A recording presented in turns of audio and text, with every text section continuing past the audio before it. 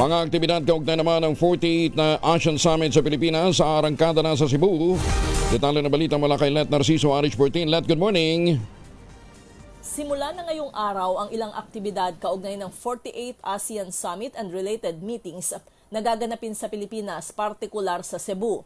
Kasabay ng pagbubukas ng International Media Center, inilatag ni ASEAN 2026 National Organizing Council Director General for Operations Helen De La Vega ang schedule ng mga aktibidad na dadaluhan ni Pangulong Ferdinand Marcos Jr. at mga kapwa leader ng ASEAN. Mamayang gabi ay nakatakda ng lumipad patungong Cebu ang Pangulo. Bukas naman magsisimula ang arrival ng ibang heads of state ng ASEAN.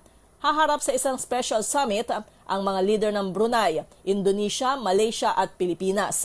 Sa Biyernes naman, May 8, ang opening ceremony ng summit sa Mactan Expo na susundan agad ng mga pagpupulong at working lunch ng mga leader bago magharap sa ASEAN Retreat Session. Ayon kay PCO Secretary Dave Gomez, gumawa ng ilang inisyatiba si Pangulong Marcos para matutukan ang usapin sa energy security at epekto sa rehiyon ng nangyayaring krisis sa Middle East. Matapos niyan ay haharap sa isang press conference sa IMC si Pangulong Marcos para magbigay ng ulat sa mga pinag-usapan sa summit.